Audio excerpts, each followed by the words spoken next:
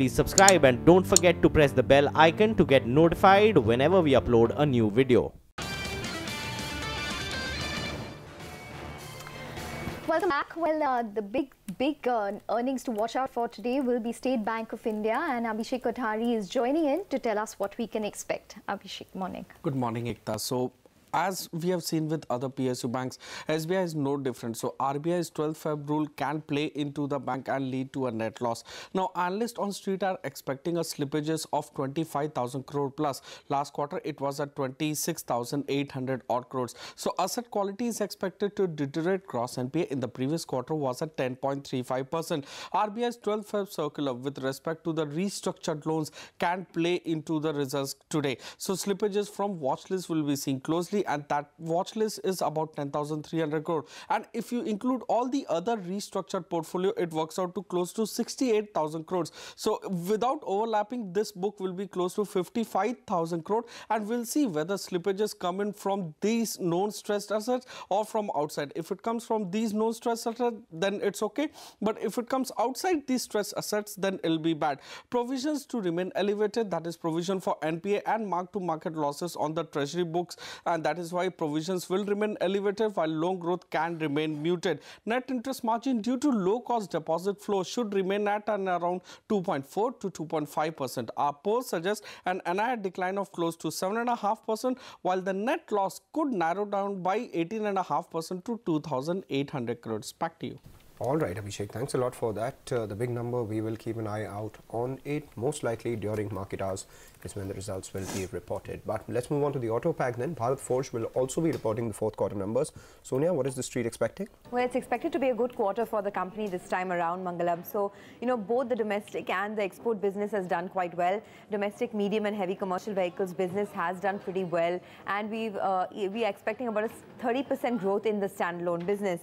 Now, overall revenues to grow by about 30-odd%, the EBITDA to grow by almost about 40-odd%. Now, remember, this is also been a very strong quarter for exports because the North America truck sales have picked up. On an average, North America truck sales have risen to about 44,800 units in this quarter versus about 34,900 units in the quarter before. So that pocket is doing very well.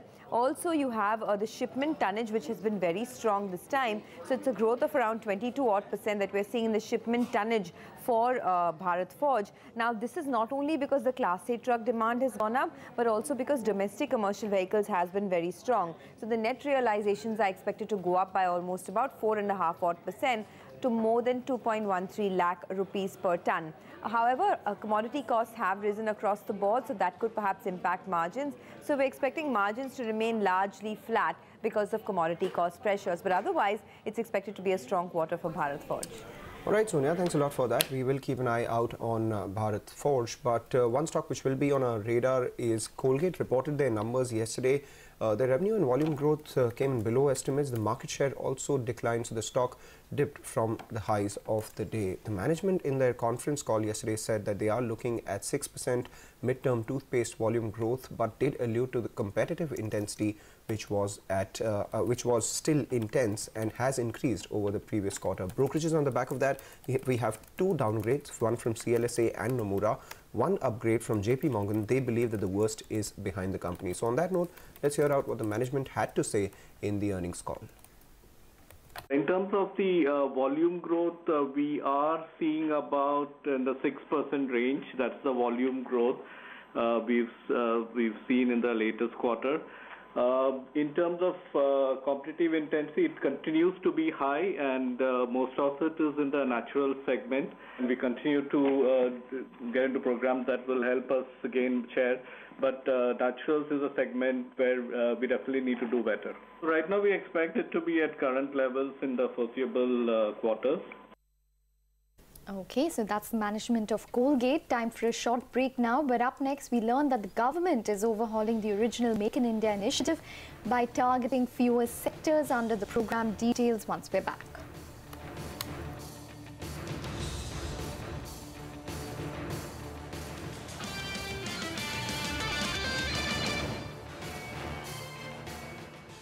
I was really late for this meeting, so I took a shortcut when suddenly it's just this dent. No problem, sir. Whatever your story, the Carlton Edge lifetime warranty takes care of your bag, including airline damage. No questions asked. Carlton.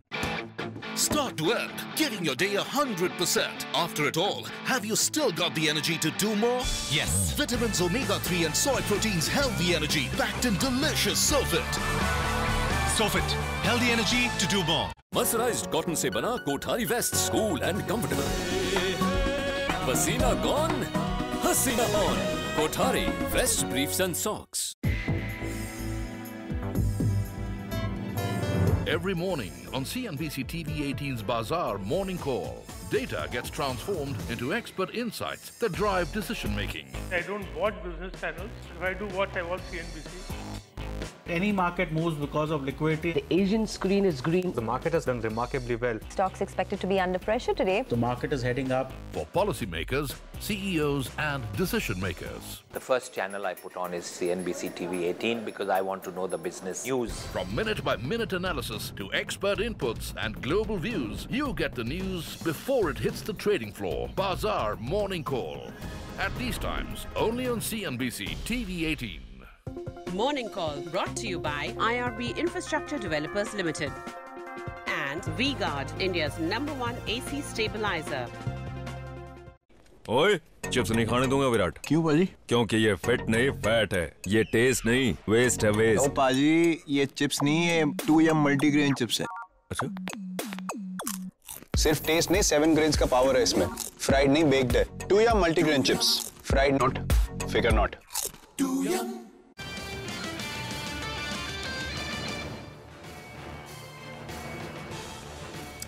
Welcome back. Let's take it straight to some more earnings expectations from the oil marketing company space. We have IOC and HPCL reporting their numbers. So let's start with IOC. Sonal joins us to give us a lowdown on what the street is expecting. Morning, Sonal.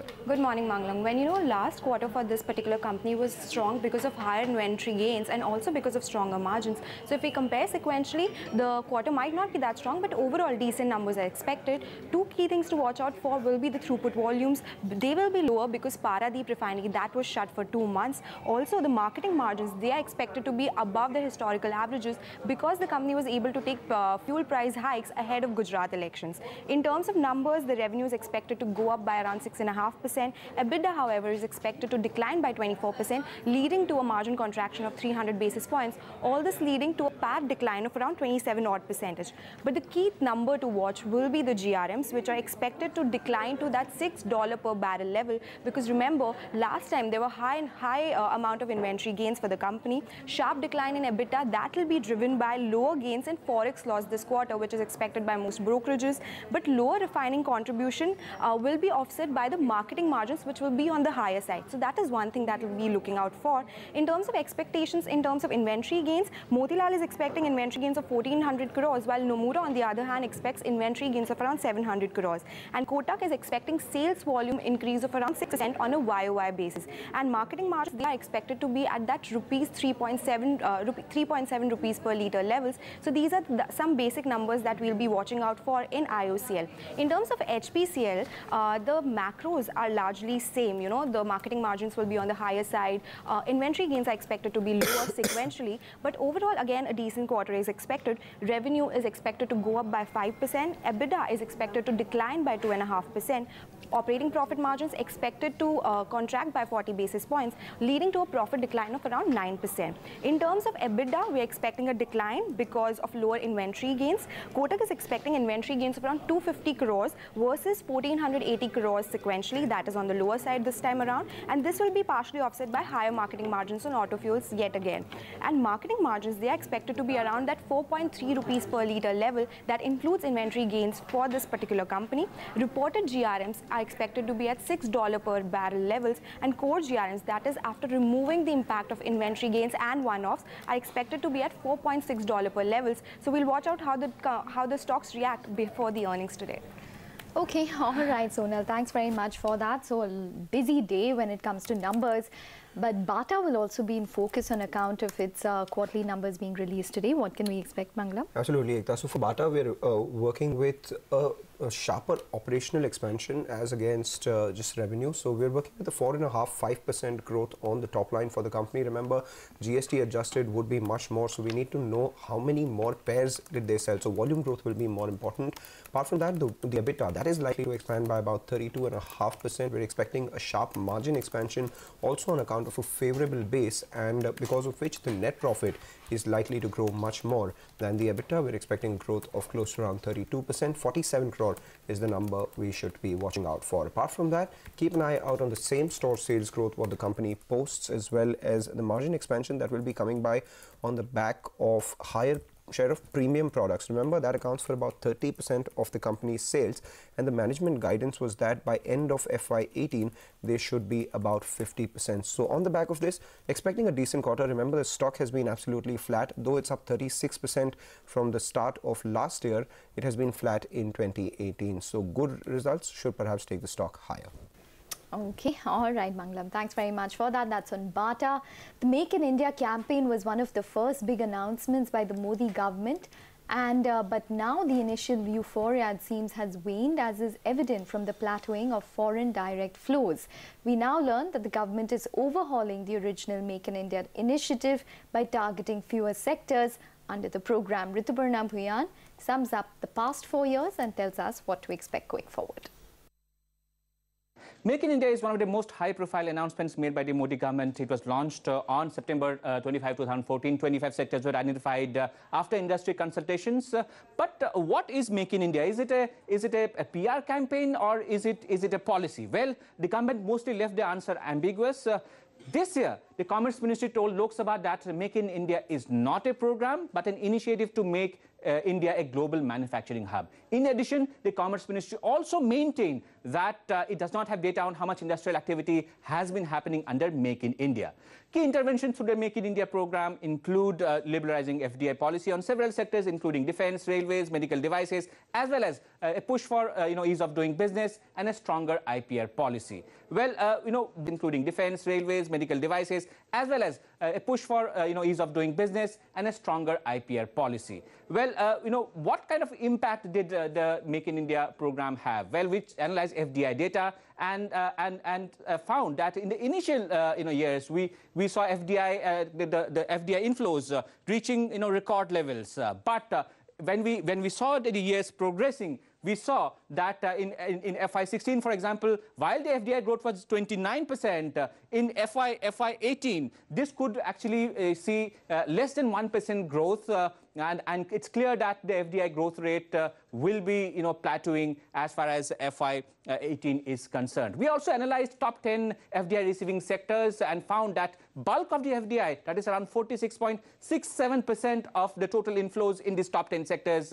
actually came into non-manufacturing sectors. We also looked at the kind of FDI that went into the manufacturing sectors from that list of top 10 FDI receiving sectors, and found that just 14.6% of the total FDI came into the manufacturing sectors. Meanwhile, the government seems to have started recalibrating its Make in India policy from mid-2017. For example, we saw a new public procurement policy that gave preference to local companies which made their products in India. In fact, the government has mandated stringent local content mandatory for goods procured by government and PSUs. Not only that, we have seen that the Make in India sector list was quietly pruned from 25 to 21. This was done quietly. We have actually sought details from DIPB through an RTI on this, but till now we do not have much details on that.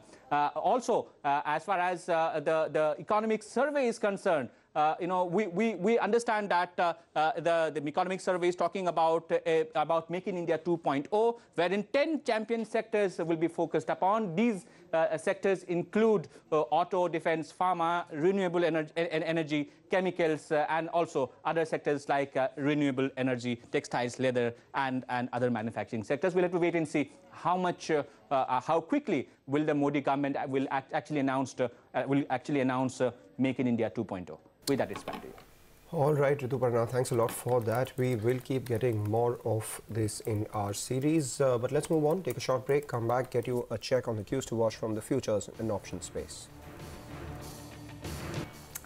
Welcome back. Well, let's get talking about the commodity and currency space. We have Manisha Gupta joining in this morning to apprise us of what she's tracking. Manisha.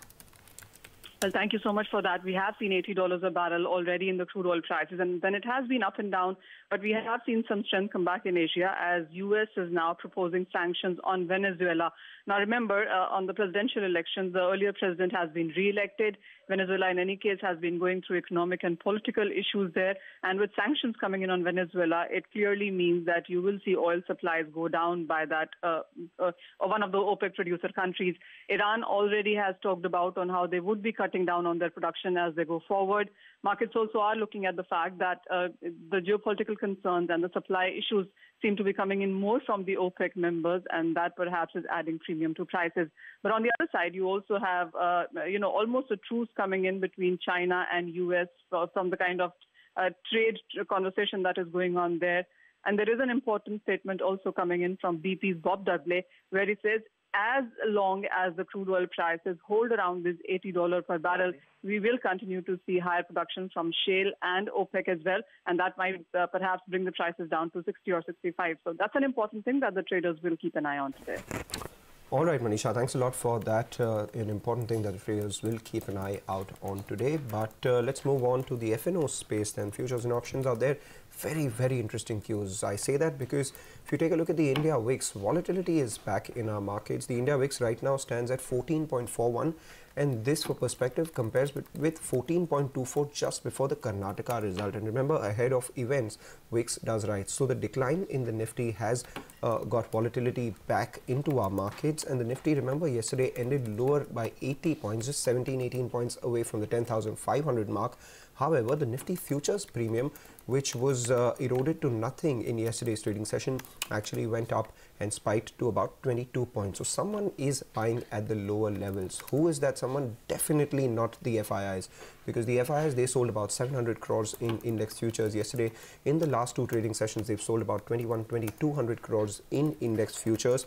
And yesterday, they added 10,000 shorts for about 2,000 longs. So nearly 5 shorts added per long contract in index futures. The FII long exposure in index futures now stands at 52%, which is the lowest since the start of this series. However, we need to keep an eye out on index options. 1,800 crore worth purchase out there, long puts added, short puts covered, and 17 points away from the 10,500 mark. That put has the maximum open interest. So we'll keep an eye out on whether these shorts get follow through or not. We've seen a lot of writing at the 10,600, 10,700 and 10,800 calls. 10,500 calls also saw some bit of writing. So if the markets were to move higher, there would be some short covering. Else, these shorts will get some follow through.